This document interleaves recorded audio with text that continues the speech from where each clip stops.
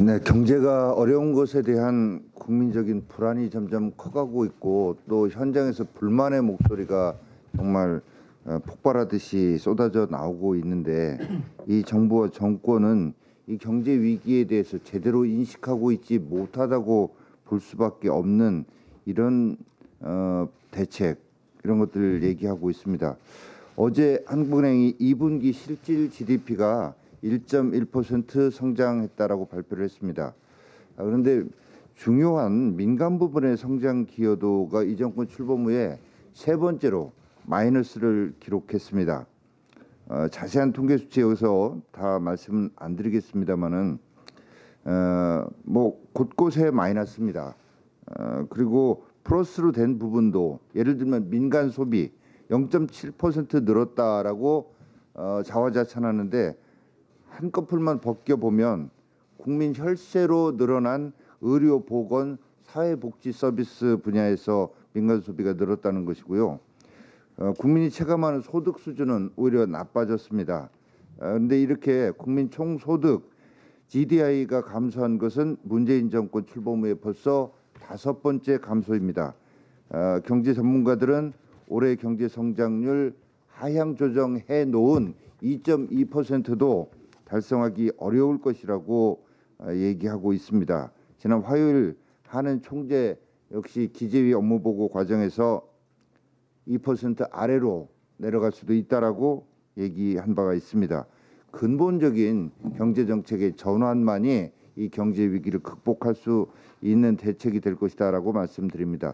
원내대표께서 말씀하셨습니다마는 어제 2019년 세법 개정안을 발표를 했는데 한마디로 뒷북 치는 이런 대책이고 언발에 오줌 누는 식의 이런 대책이라고 말씀드리지 않을 수가 없습니다.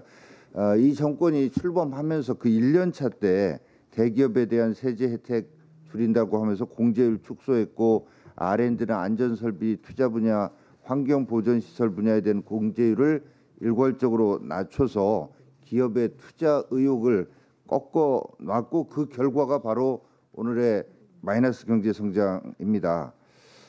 그러자 이제 뭐 뒤늦게 나서서 투자를 촉진하겠다고 하고 있는데 내용을 들여다보면 기업의 투자 의욕을 북돋을 만한 내용이 거의 전혀 없다라고 볼 수밖에 없습니다. 도대체 어제 3대 기본 방향 등등 하면서 포장은 그럴듯하게 했는데 이런 식의 발표로 그런 정책 효과, 목적을 달성할 수 있을 것이라고 정말 생각하는지 묻지 않을 수가 없습니다.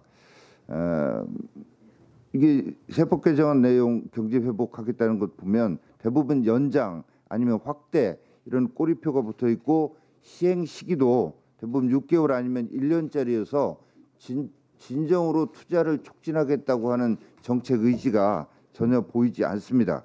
공제율 역시 마지못해 찔끔 올려주는 수준이고 이 가업 승계와 관련해서 기업인들의 요구사항 시장의 기대치 한참 미치지 못하는 이런 수준의 얘기를 하고 있습니다. 그러면서도 국가가 안아드리겠다, 해결해드리겠다라면서 온갖 생색 국민 세금으로 다 내고 세금 찔끔 깎아주는 이런 모양새가 담겨 있지만 이 부족해진 세수를 메우기 위해서 대기업 고소득자를 대상으로 핀셋 증세를 하겠다고 하는데 이거는 역시 이 정권의 전매 특허인 가진 자와 못 가진 자로 국민을 편갈라서 가진 자로부터 세금을 더 걷겠다라는 이 갈라치기 수법입니다.